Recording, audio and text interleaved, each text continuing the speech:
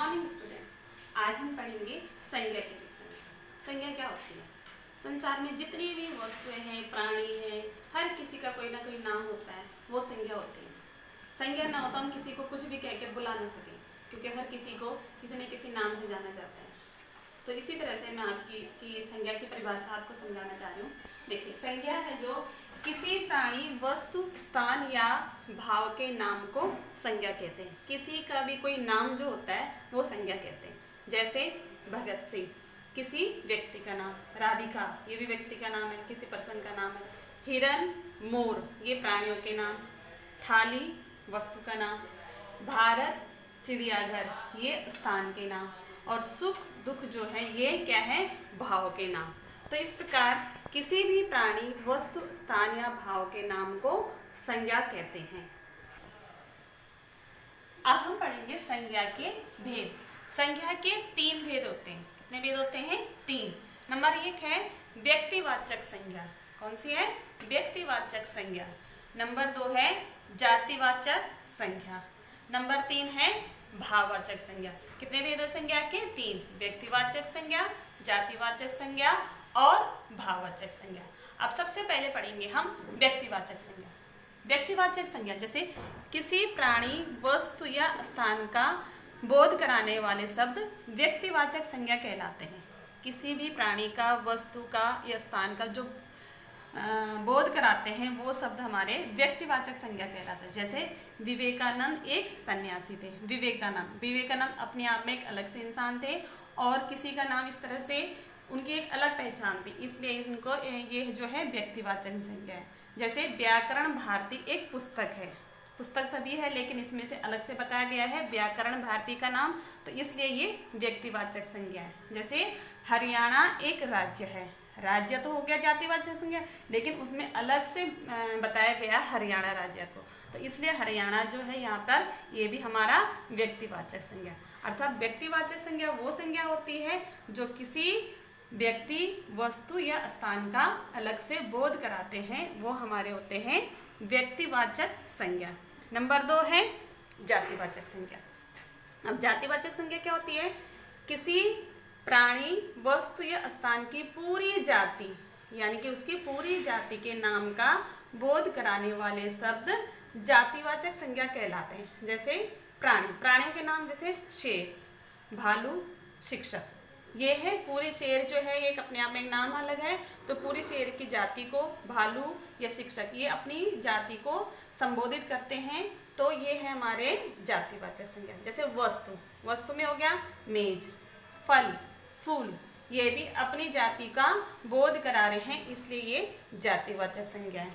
स्थान में देखिए जैसे देश, गांव, शहर, इसमें किसी स्पेशल जो अलग से जो है देश का नाम या गांव का नाम या शहर का नाम नहीं बताया गया है, तो इसलिए ये देश शब्द जो है ये अपने आप में सारे देशों को संबोधित कर रहा है। ऐसे ही गांव शब्द जो है ये भी सभी गांवों को संबोधित कर रहा है, और शहर भी, तो ये पूरी जाति को संबोधित कर रहे हैं, इसलिए ये शब्द जो है ये है जातिवाचक संज्ञा। अब आते हैं नंबर 3 हम भाववाचक संज्ञा में। भाववाचक संज्ञा क्या होती है?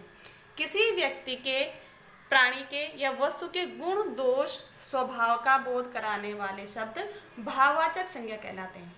जैसे सुगंध, मित्रता, मिठास, सुंदरता, ईमानदारी, ये जो है किसी के भी भाव का बोध करवा रहे हैं, तो ये क्या होते हैं? हमारे भाववाचक संज्ञा के अंतर्गत आते हैं। तो इस तरह से मुख्य जो है संज्ञा के, जैसे मैंने आपको बताया 3 भेद होते हैं। नंबर 1 है व्यक्तिवाचक संज्ञा, नंबर 2 है जातिवाचक संज्ञा और नंबर 3 है भाववाचक संज्ञा। अब ये है जातिवाचक संज्ञा के भी 2 उपभेद होते हैं। जातिवाचक संज्ञा के कितने उपभेद होते हैं? 2।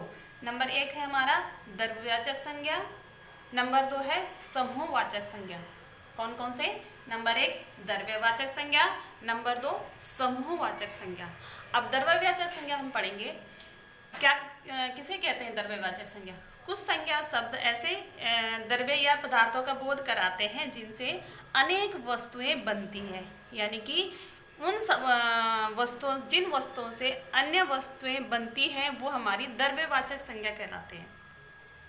द्रव्य या पदार्थ का बोध कराने वाले संज्ञा शब्द द्रव्यवाचक संज्ञा कहा जाता है। जैसे स्टील, लोहा, पीतल, ये क्या है, बर्तनों के लिए इनका प्रयोग क्या बनते हैं, इनसे बर्तन बनते हैं।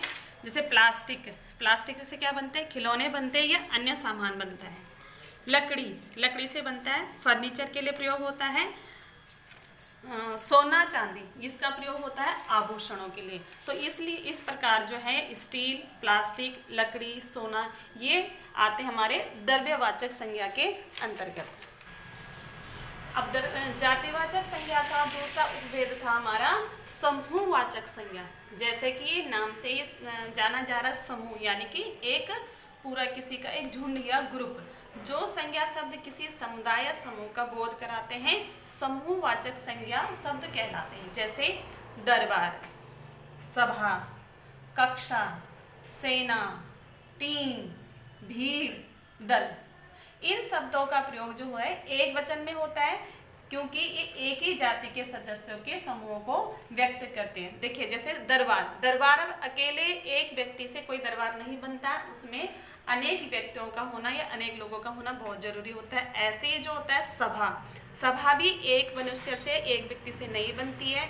जैसे आपकी कक्षा, कक्षा में आप बैठते हैं तो एक अकेले नहीं बैठते, उसमें आपके साथ आपके सहपाठी कई होते हैं, तो वो भी एक कक्षा कहलाते हैं। ऐसे ही सेना, जैसे आपने नाम सुना होगा भारतीय सेना, तो इसमें जो है सेना भी एक अकेले सैनिक से नहीं बनती, अकेला जो होगा उसको सैनिक बोला जाएगा, और कई जब सैनिक मिलकर बनते हैं तो एक सेना बनती है।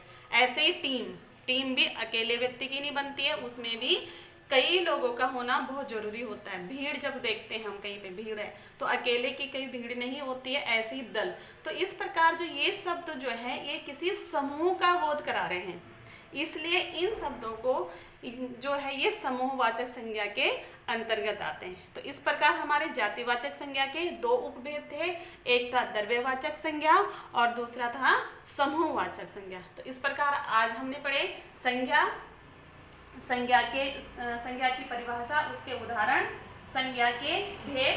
संज्ञा के जैसे मैंने आपको बताया मुख्य 3 भेद होते हैं, व्यक्तिवाचक संज्ञा, जातिवाचक संज्ञा और भाववाचक संज्ञा।